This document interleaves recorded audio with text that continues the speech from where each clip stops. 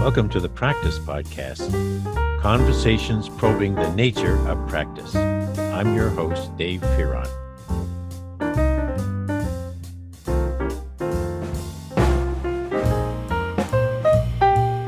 Well, I'm excited to have you hear this conversation with Joe DeFeo, who has been for as long as I can remember one of the world's best regarded and best known experts in quality.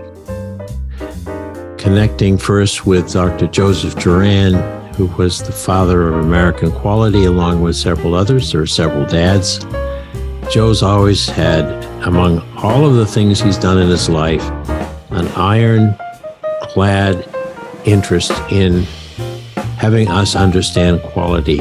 Not only understand it, but do it. Put quality into practice. So I've known Joe a long time, and what I love about this conversation is that this is the Joe DeFeo 4.0. He's at a stage in his practice life, now in his 60s, where he is excited, I think, yes, he is, about all the things he has to learn now because of the onset of digitization in the world, and how that's affected quality management, and his own practices, and how he can continue to be influential as a consultant, as a teacher, as an author in this day of not being able to be in each other's physical presence, which he was masterful at when he used to be out on the road for so many days of the year. So this is an exploration of how a peer of mine has kept himself relevant and therefore indispensable when it comes to who do we ask when we need to do something serious about our quality. Joe DeFeo. Oh, sometimes you can ask Dave Fearon too, and I'll refer you to Joe DeFeo. But I'm working on the same issue. Relevance, indispensable. Practice is my quality. Quality is Joe's practice. So here is Dr. Joe DeFeo. Well, folks, today is a big day for David Fearon, because I'm having a chance to have a conversation with a good friend, an old friend, and one of the most peripatetic friends I ever had, Joe DeFeo. Peripatetic, fancy word for always on the move, always looking to where he can make a difference next. And clearly he's making that difference today. And in his new relationship with Attain Partners, we can hear about that. But Joe, when I first met him, was a consultant for the Juran Institute, and that was in the 80s. Some of you remember the 80s? And we've known each other and been friends ever since. I've served on Joe's board when the Institute was in that configuration. And so I want to go back to that word peripatetic, Joe. While you continually been in motion, in the best sense of the word, I've said before I started recording that you've kind of held steady at the same time to your grounding in quality management, and everything thereto pertaining. If I were to, let me ask you this, what do you hold on to tight and you'll never let go of while you're trying all this other new stuff about quality? The fact that, first of all, thank you. And I have a new word that I have to learn to spell. Peripatetic. Yeah.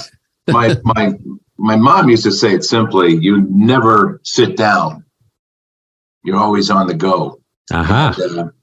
And, I translated that over the years from being one of 7 kids and one of 6 boys in the middle of all that. Yeah. And, so the one who ate the fastest got the most. The one who, did the most got the most. So I was always on the go. I love it. But I just repeat that question again, because I forgot to say hello when I wanted to say hello. Well, I was impertinent not to say hello first, but there's another word to write down. Good Lord. I haven't shaken off my college professor ways yet, have I? After 7 years, you'd think I'd be able to use simple language that people will understand. But no, it's funny you say that, because you mentioned the Juran Institute and when we met, and Dr. Juran. And yes, Dr. Juran, just based on his age, wrote in I call it an old English language, like a real professional old English language. And he had phrases. And I tried to use, for about 20 years, those phrases and everything worked. But today, the language has changed so much that people don't understand the real, true English writing or an English narrative. Yeah, unless they're into literature, Yeah, no, he was a scholar for sure, and very much of his age. At the time you met him, he was far along in age, but he was just starting a new wave of his career, wasn't he? Back in the 80s. Yeah, he began the Institute when he was 78 years old. Yeah. And he had a great following. And as you know, we managed to keep him around until he was 103. And I think the last time we had him at a meeting, he was 102. So he stuck around a long time. I'm sure you're going to, by the way, I've always referred to Dr. Fearon as the guy who will outlive Dr. Juran, and at the same point, starting to look exactly like him. But he's no never mustache yet. Yeah. Yeah. The baggy, saggy eyes. Yeah. They're getting there. But the thing that I hold on to the most is that the management of quality has been changing forever. But what you hold on to is that it's still the word that a consumer or a user or a person that uses a product or service still uses to describe the goodness of that product. That's right. And so there's at least in our language, English language, quality is the determinant factor in a purchase.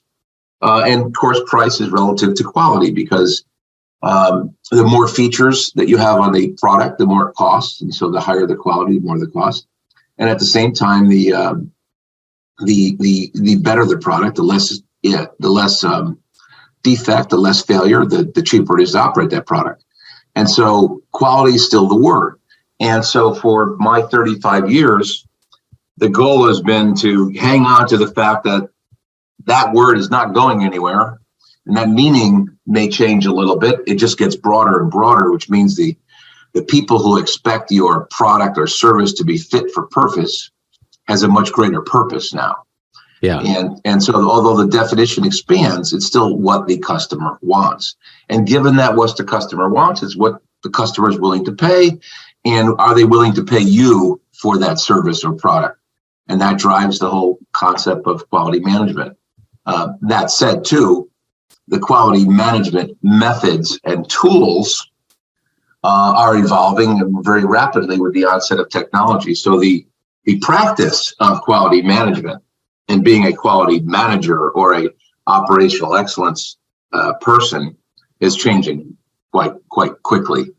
And that's probably the area that you're probably most interested today. Well, I'm interested in that, but I'm interested in you, and I'm interested in how you yourself have kept on changing through all of these cycles and eras, and funding, no funding, top of the line to something else is coming along to take its place. How many times did they declare quality dead, Joe? I think we all kind of smiled at that, but you have persisted all the way through. How has that affected you as a human being? Yeah. So, I started a book, and you were contributing to that book about 10 years ago, which I haven't published yet. And it was going to be the lessons learned that I learned along the way that made me a good employee in my employment, and then the owner of Juran, and what I looked for in employees that were good, and what I looked at companies and what those employees were good. And if you recall, we came up with the term, the indispensable employee. Yeah, I remember that. And what makes an employee indispensable. And I was starting to think back about all the things that make someone indispensable, because I truly believe that no one ever fires a really great employee. They have to find a place for them. And unfortunately, some people do, but because there's bad managers out there. But so in thinking about that, and in your question you just posed, I use maybe I could use this real life story. I started teaching high school, and the technology of teaching at the time was a blackboard. Yeah. And then that blackboard, also we produced what we called mimeograph, which was, I guess, printed paper that smelled really good. You remember the blue? Absolutely, the ditto machines. Yeah. and then the blackboard became a whiteboard with markers.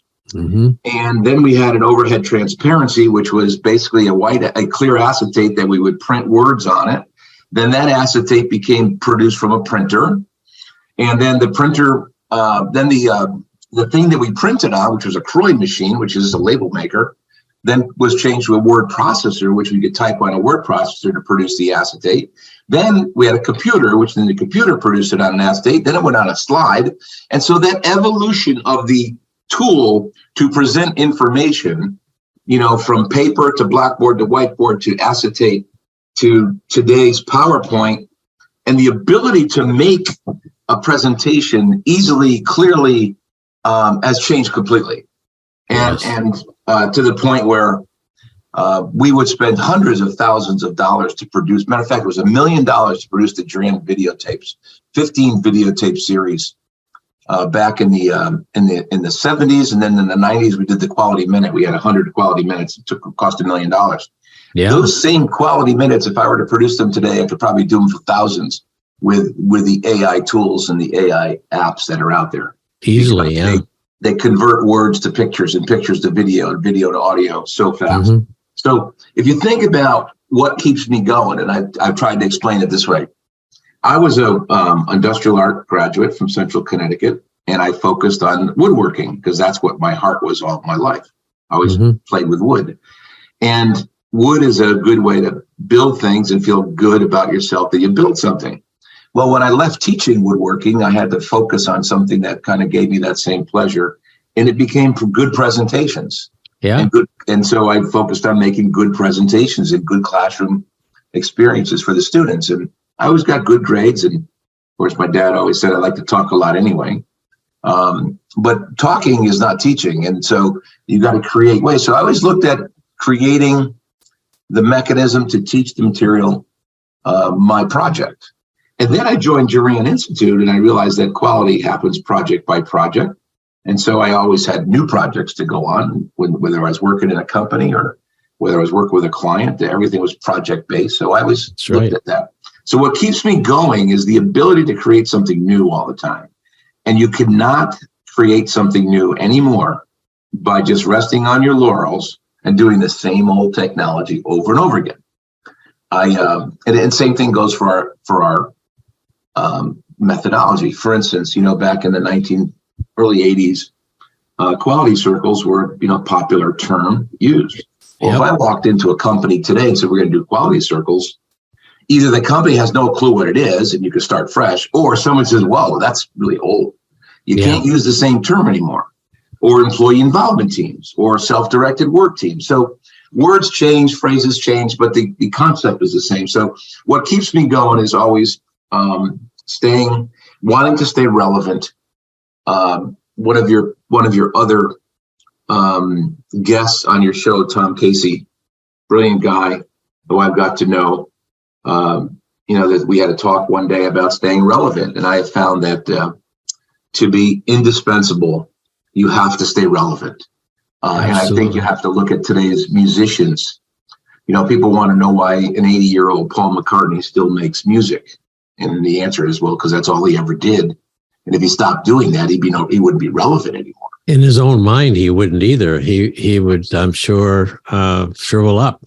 I was Dr. Dre and writing at 100 years old. And I think you have to stay relevant. Therefore, you have to stay on top of the trends in technology. Sadly, some of those trends in technology move so much faster Oh, yeah. than I'm capable of. So, blockchain is just something I just can't comprehend to get my arms around. But my son does. And so, but I try to stick to the technologies of learning and teaching and presenting, and, then obviously in production. So for publications, we still, you have to publish, we thought you have to publish articles that are of smart content so people can learn from them and based on research. And unfortunately, I just saw something today where a lot of the publications are AI developed and they have no thought behind them or references behind them. No. So when we write something, we always list the references because we want you to know where they came from if there's a reference. Mm-hmm. And so many people are just, stealing ideas, stealing concepts, and you don't know if it really works or not work because there's no reference of historical performance. That's the downside of it.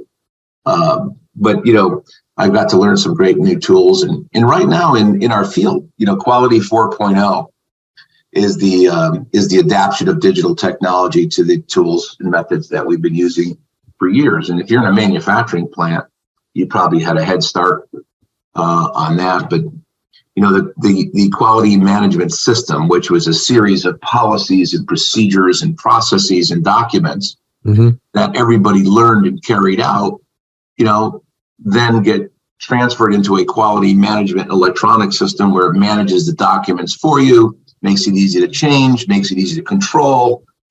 And then, the manual part of that is collecting data to analyze to make sure you're in conformance.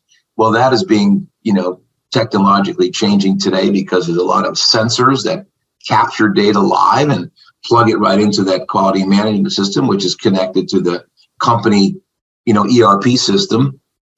So the concept of, digital technology and quality is making data available for everyone to see in real time. And when you're in real time, you can make conformance to quality decisions quicker. Yeah, no, it's moving. And at the same time, we're getting a much better handle on what consumer behavior is. So the design of quality, the design with quality involved, and the design of quality products and services is becoming faster and faster. And so you've got this design to keep up with customer behavior and consumer behavior, and you've got the operations who have to create products with defect-free products to keep it going.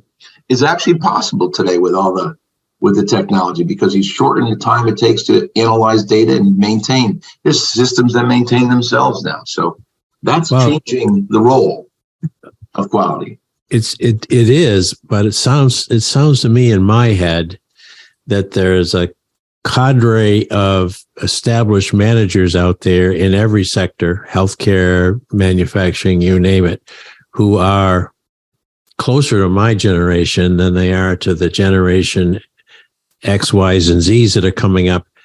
And this opportunity that's presented to them through technology to put into the hands of the person doing the actual work all the data that they used to covet themselves back in the day through reports and all that, this must be shaking them up.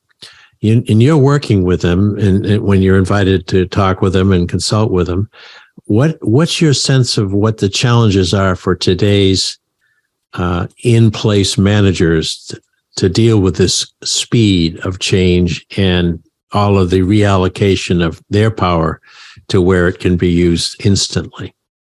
So think about this. The technology that is going to be used is going to be purchased by someone, and the purchasing power is in this, sitting up there in the leadership roles.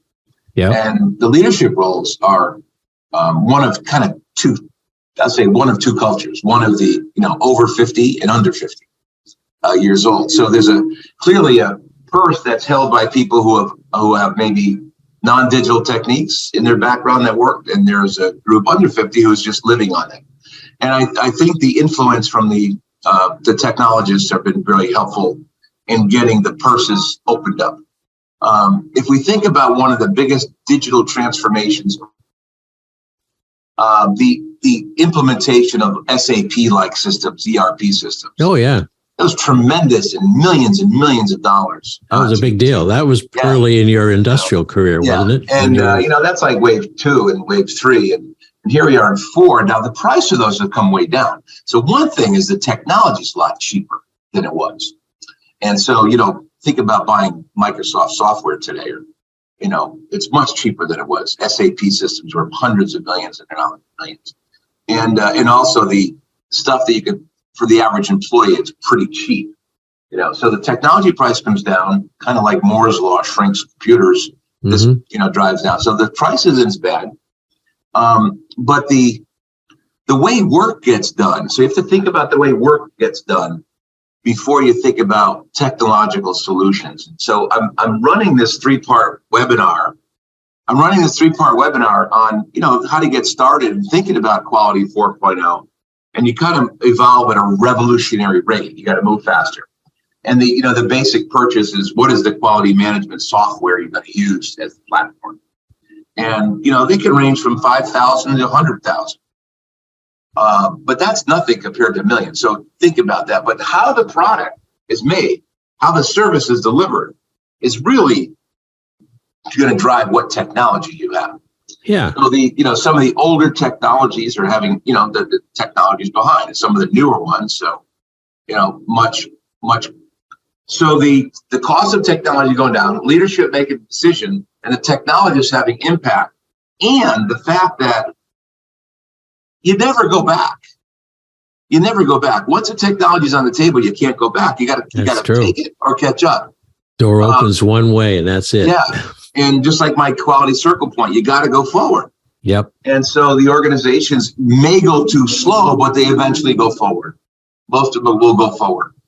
But they, the advice that I have for the leader that has to make the decision, you might be a small manufacturing factory of 40 or 50 million dollars. You're not going to get to 200 million and keep hiring people because the people aren't there. You've got to invest in the technology. And there's another part of it that says, I'm going to reduce my workforce. Well, most of the machinery in your manufacturing plants are where the operators are working. The jobs aren't being replaced there. The quality professionals changing the way they work. The management is changing the way they work. So if you're not smart enough to bring in the technology, someone else is going to replace you with the technology. And I find that to be one of the alarming facets of this right now, is that the operations professionals, the head of ops, production, are the ones driving quality 4.0 more than the quality function is. And the reason is because quality function serves production. And production is saying, you're not delivering a product that is efficient and effective enough for me. I still keep making defects. So they're looking for anything to reduce the cost of operation. And so if you use better technology, better sensors, and better data collection and data analysis, and do it quicker, faster, better, then you're going to get the return on that investment. And so operations are driving it. Finance is driving operations. So the profitability of the company is driving the people who can drive profitability, and those folks are driving everyone else. That's right.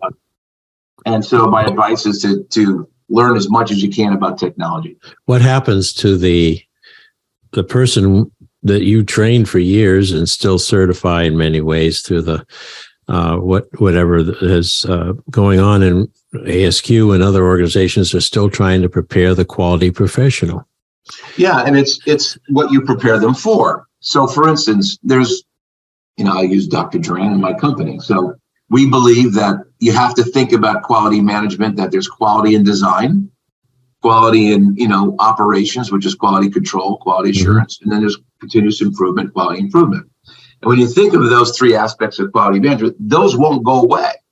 Right. But the emphasis on what one is most important. So if we look at the 1950s and 60s, quality of control was just producing product to meet customer needs quickly and mostly driven by military standards. It was all about control. There was little quality by design, and nobody was doing much in continuous improvement until somebody changed the paradigm, mainly the Japanese, and boom, we had to continuously improve to beat them back. And then we had to figure out how to design better.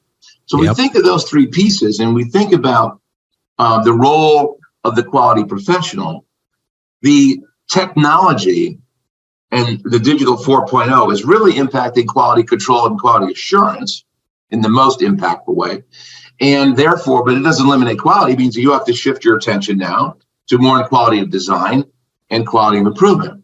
Now, the quality improvement, which is, root cause analysis based, is getting easier to do because there are AI tools which actually analyze data for you. Yep. There's software out there like Tableau that basically, looks for patterns in data and queries the system. So you still have to do cause and effect thinking because it's not going to tell you anything more than here's what it says, picture the data. So there is much better tools going on there. And then in quality design, the real, we have been successful. Most product-based companies have been very successful at creating innovation, but the innovation has been internally focused on technology versus the customer needs.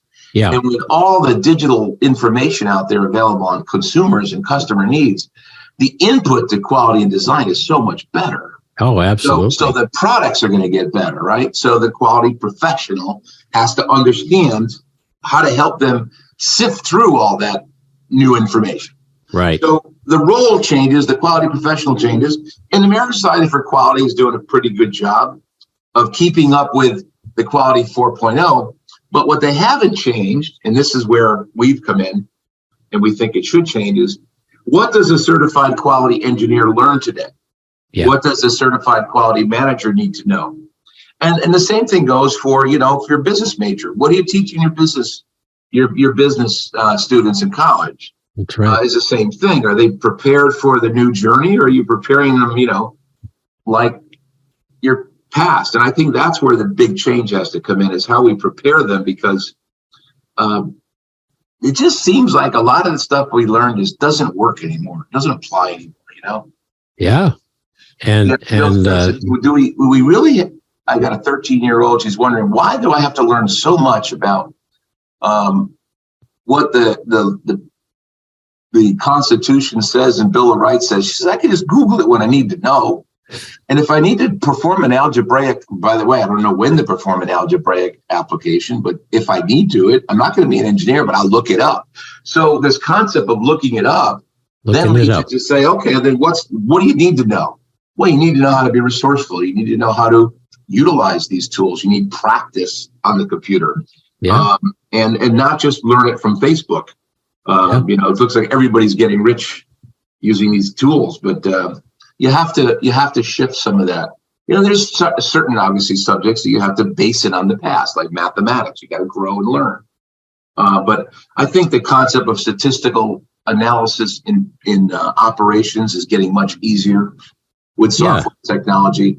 But you still have, the heart of all of that is intuitiveness and understanding how the cause and effects work. So that intuitive part. Now that leads me to where we started our conversation, Joe. What do you think would make an employee indispensable today in a company or agency where technology is there now? It's no longer the issue as much as it was, and yet there's still this employee. What does she or he need to be doing, therefore learning and knowing, in order to be indispensable? Yeah, let me define it as this way. So I'd say, an indispensable member of your staff or your team, not subject to being set aside or neglected. An indispensable obligation. And I think that part of that word, set aside or neglected, that also drives the inclusivity today, the diversity, inclusivity that is required to be to avoid neglecting. And some of the words that are synonyms of indispensable is, an essential worker, a necessary worker, required, integral, needful, vital. So to be that person, and I want to relate it back to the old Juran days, to be that person, I think fundamentally you need to know your company's products and services better than anybody. Yes. Your company's products and services better than anybody. When I joined Juran, there was an incentive system you had background in a subject, but the more you were certified and qualified to teach it, the more money you made. So I said, hey, the best way to be overqualified, get paid more is to learn them all. So I got qualified in them, and therefore it gave me bigger opportunities. So learn your products and services. The second one is, and I know this is the hard one because this goes back to the type of people there are in the world. You have to accept change as the norm, not the exception. The change in the business is going to happen. It's not the exception. It happens. Whether it happens slowly or quickly, it's going to happen. So one is you have to embrace change as a norm. It's going to happen. And that change is going to be disruptive change because it will always disrupt somebody. So change is always disruptive, but it could disrupt your business in a good way in the end because you're going to a better place. It's kind of like a divorce of a couple. It's very disruptive, but they both get to probably a better place at one point in time. So accepting change is a norm. The other one is, and this is really important, and I'm learning a little bit more about it, but if you are not a collaborative employee, it's a pretty good chance you're going to be neglected. Innovation happens through collaborativeness and collaborativity. I use that word collaborativity, which means we all get together. We try to do our best to collaborate because those differences between diverse opinions and diverse ideas and diverse thought, and diversity of culture and diversity of person and religion, all that, collaborating on a purpose, like developing a new product, is, I think, the biggest driver amongst teamwork today. Yeah, I agree. And I think it's always been there, but teams in the past were driven by some form of a leader who was more outspoken, more the boss than the rest. Today, true collaborativeness is everybody's almost equal in that room because we have equal thoughts. That's right. Just diverse ones. So I think the third part is you got to be very collaborative. Yeah. If someone says, what teamwork skills? Yeah, listening is good and talking is good, but I'll take a quiet, collaborative person who can't give me a PowerPoint presentation over anybody and give you a PowerPoint presentation and can't talk. So, collaborative, I think, is the third one. I think another one is persistence. So many times you can get knocked down in an organization because you get passed over for a promotion or you get passed over to be picked on a team. And I found that I had a boss years ago, Jim Fencer, and he used to stand looking out the window. And then when he retired, we put a little thing up of him standing out the window. I'll never forget. But I asked him one day, I said, Mr. Fencer, I said, how do I get more money? Because ask for it. So he says, just ask for it, and then we'll tell you if you're worth it or not, and versus waiting for it. And so I found that persistence, always wanting to make more money, enabled me to say, how do you make more money? You got to make more money by doing more, creating more value for the company and asking for it. So I would go in and say, hey, I think I deserve a raise. And he said, why? I did this, this, and this over the last 6 months. He says, you're right. And so he always told me the ones that got the most money ask for it. So I think that's what persistence means to me, is that you're willing to go the extra mile, extra yard. Yeah. And here's another one. And I think this will be the last one. No, these are all great, man. There's a whole bunch, but the last one is get involved in things other than your job within the organization you're in. I remember getting on the 50th anniversary committee. I got on a newsletter because those are the only places you're going to meet people other than your team that you work with all the time that are in higher places. That's right. I got to work with the leadership of the organization when I was 30, and these guys were all late in their careers, and they were presidents and vice presidents, and you learn so much from them. You don't get that opportunity, if you don't get involved in those other things. And so many people you want to go home. Well, first of all, if you want to be indispensable, that means you want to have a career in this particular company. Yep. And so, hey, how many of us stayed 30, 40 years in our companies in the past? How do you stay that long? We did that. And today there are companies worth staying that long in. So one of the things you want to do is say, listen, if I'm here for the long term, then I need to, brush shoulders with people who are here for the long term. And I can't get that sitting at the bottom of the pyramid. but you can get it by involving yourself in these other things. Makes a lot of sense. Fundraisers, campaigns, even if it's a small company.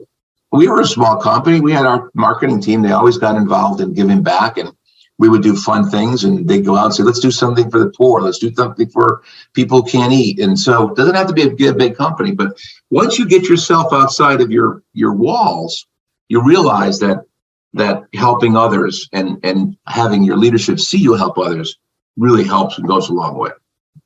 I remember one of the primary means of achieving higher levels of quality were the project teams that you and your consultants would instigate all over the world, basically. And it seemed to me that when we look at the makeup of those project teams, it was an opportunity for people who would have been otherwise obscure to be put on those teams, in part because really a good project team would have a mix of people. Some who were running a machine, some who were serving patients for the hospital. And then there was always some higher ups who had the power on the spot to implement things. Are the project teams still in the picture, Joe, out there? Yeah, as a matter of fact, let's think about the concept of team in general. A team is a group of people working towards a common mission. Mm-hmm. So within a business, our sales team is working towards selling more. Our design team is designing new products. Our production team is producing as many products. So the team is there with a common mission. That's the operational teams. Then the teams that are there to improve business performance, transform the culture, change technology. Those are things that cut across all these functions. That's right. Multidisciplinary. Those teams have to be multidisciplinary.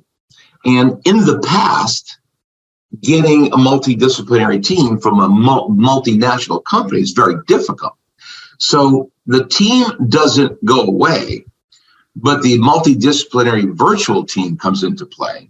Yeah. And that has been very, COVID gave us a taste of that, but I'm finding that, I would rather have 1 hour with 8 people from around the world, and a really good focused session, doing ideation on something important, because you get such a diverse set of responses than having an 8-hour meeting with a team from your own area.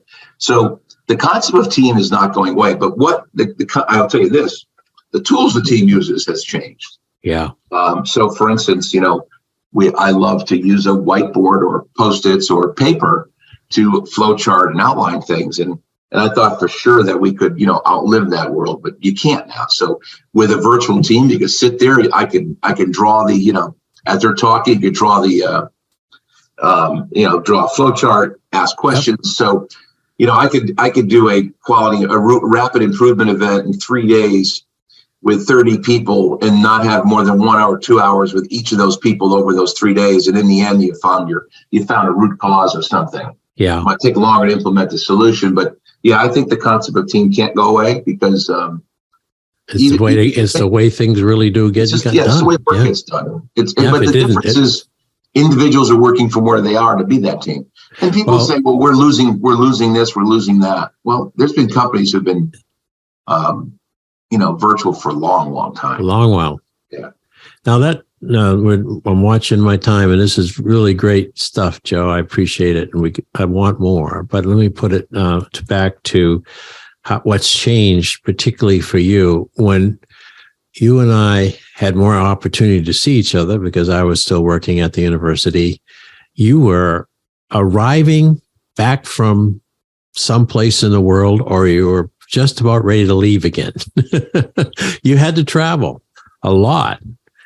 And I think there's still a good reason for a Joe DeFeo to be present with decision makers and others somewhere in the world that isn't that easy to get to.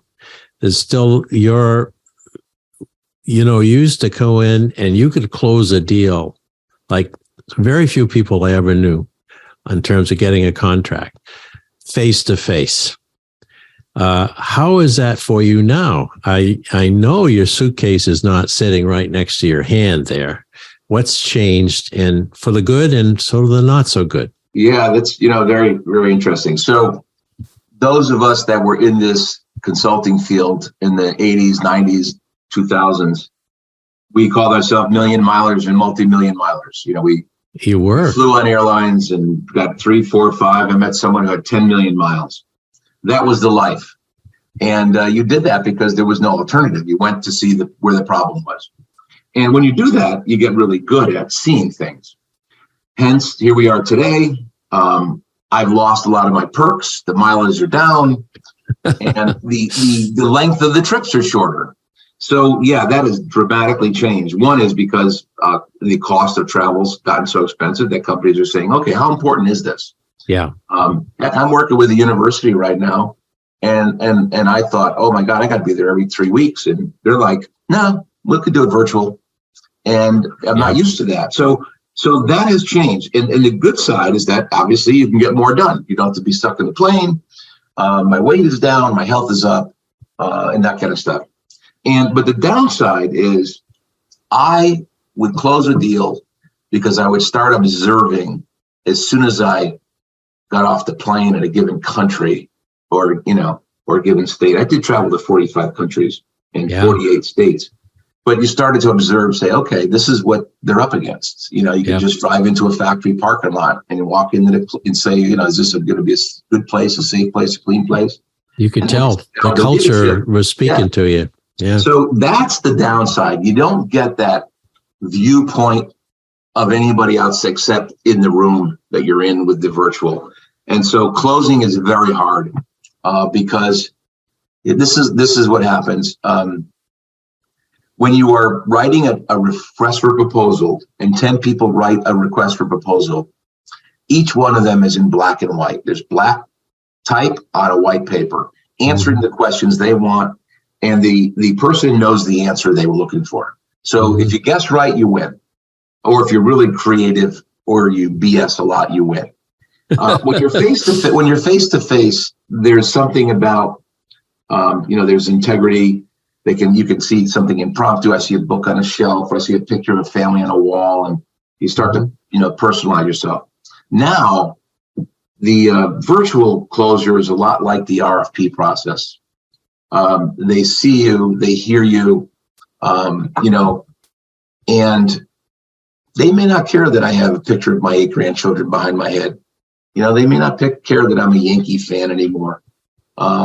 Those things matter to some people. They do. Heritage matter. Today, it's all about talk about my problem right now, what you're going to do, and it's kind of back to that. Now it's just in multicolor, not in black and white. You don't get to do you don't get to do much homework, before you go to visit. We used to go out and do a sales call, picture the layout, come back, write a proposal. Now I remember that very well. We'd like you to write a proposal to help us based on what we say, and what you say isn't exactly what's in the building. No, so that could backfire. Always backfire. Always backfire. Always. And even today, an audit. Auditing a quality management system, which, one of the services we would do. You did a lot of those. We used to walk through the factory, and the whole point of auditing a quality management system isn't that you have a statistical quality control chart and critical to quality. It's that the organization that you are observing really cares about the quality given to the customer. Yeah. So when you walk around and hear disgruntled employees talking about the lousy food in the cafeteria or the way they're being treated versus now a virtual audit where you're only looking at the statistical control charts, you miss something. Exactly. But it's the way they're going. So what I do is for all my audits is that I ask now to set up a virtual focus group. I want to talk to people that are not in the audit pet trail because those are the ones that are going to tell you more. So you lose perspective, but then you kind of figure it out. It's like terrorism and counterterrorism. You figure it out. You got it. Changes. Did you say change is the norm now, Joe? Yeah, it's the norm. There's always going to be a need for people to travel. There's a lot of travel from, you see a lot of the people that used to be the people that occupied first class seats were consultants. Now that because you fly a lot, Now the first class seats are filled up by technicians. Yeah. Keeping technology going. And the guys living on a mountain in Boise, can you go anywhere? Yeah. And those guys are the new road warriors. And I would say this too. This is Paul McCartney, who, by the way, if you don't know who Paul McCartney is, he was a Beatle. The Beatles were a famous group. This is I call it my Paul McCartney syndrome, is that the music that he wrote in the 60s doesn't necessarily, ring with a kid born in 2010. So he's a musician. So you got to make something that this kid in 2010 born, who's now in 2023, likes. And so if you can't do that, you lose your current customer. One of the hardest things today is to continue to resonate with the younger now customers, the younger users, because they are, 65 and they're all coming into their career. Mm-hmm. And it's just amazing how they can turn you off because of your age. So you have to find ways that you can relate to those people. When we come into our career, we're sitting, opposite of 30-year-olds, right? That's right. That was all of a sudden, man. You're the 60-year-olds and their 30-year-olds are down. They're like, whoa, grandma, grandpa, Yeah. Yeah. So you have to, and even your own kids, you do that. You that's what generational differences are. So I guess the thing is to try to cross that generational divide. Yeah. I did a presentation a couple weeks ago with about 25 young new hires in a technology company. And they're really very quiet at first. Like, what is this guy going to talk about? Is he going to bore us like the other people? And and in the end, they loved it. We had fun and this and that. But I was thinking, Dr. Juran and his Juran videotapes back in 1979, some people thought those were boring. I thought those were exciting. If I showed them today to these groups, they wouldn't go 2 minutes. So you have They'd be on their phones. Their eyes would be on their phones. So, for instance, so they have their phones. You're not going to stop them. So you better be on TikTok. Oh, my God. I start off talking to you. I said, are you on TikTok? Yeah, so am I. Check it out. Because my girls maybe do it one day. Or I don't have to give you I don't want to tell you my bio. Google my name and see what you come up with. And they start talking about it. So use the tools you have. Yeah. Did you TikTok dance? I did a dance. You did a TikTok dance. I did. You're my hero, man. Yeah. Oh, there he goes. He's moving the arms, folks. Yeah. Well, not good at it. I have to call time here. It's been wonderful, Joe. Absolutely on point for the things that my podcast has been looking at for 209 episodes, I talk to you like you're Phil Donahue, another old timer that was great at talking. No one knows who the hell Phil Donahue is anymore. Well, he's still around. He still lives in Connecticut. Thomas. Who's that? Yeah. But there are a couple of pieces that, I will certainly come back to again and again. And it still is what happens when you are present in real time with real people in a moment. Though we've lost so much of that, and we have to adapt.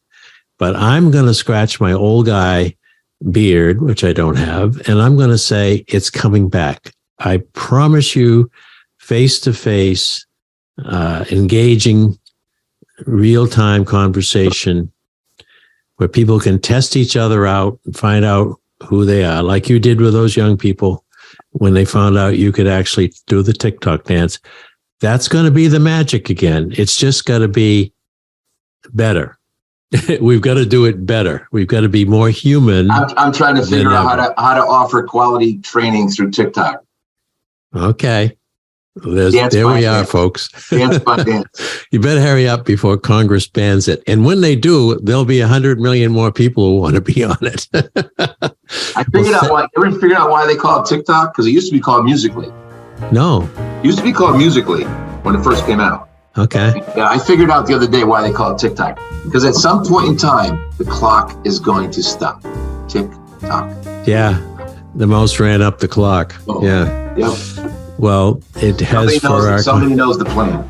It has for our conversation, but Joe DeFeo, who is now merged his business with a wonderful company called Attain, which, by the way, is very, very digital. And I'll share the website with them when I post this conversation. Joe's with it. He's on it. And from my standpoint, as someone who would like to count him as one of my very, very best friends, he's indispensable. And that goes the same for you, Dr. Fearon. Dave, you've been around a long time, and I'll never forget the day you ran up the stage to find me, and good experiences, good times, and I hope we can keep it going to your 103. All right. I've got that on tape. Wait a minute. We're not using tape. You see how it creeps back. So you got that on digits. It's good. Thank you. All right. Thank you, Doc. Thanks for listening to the Practice Podcast, where we discuss practice with a capital P. If you'd like to hear more, listen in on Spotify, Automatic, and Apple Podcasts, or go to enactionresearch.com/podcast-page. And if you'd like to learn more about social inaction and the nature of practice, head over to enactionresearch.com for more information. Thank you for supporting this show. We look forward to hearing from you soon. Oh, how could I have forgotten? Our digital book on practice as a way of being is now available. You'll find it online at www.mylibrary.world. I worked on that book after Peter passed away, and I think you will find it a unique and very, very mobile reading experience, since it's wherever your screen is in hand or at hand.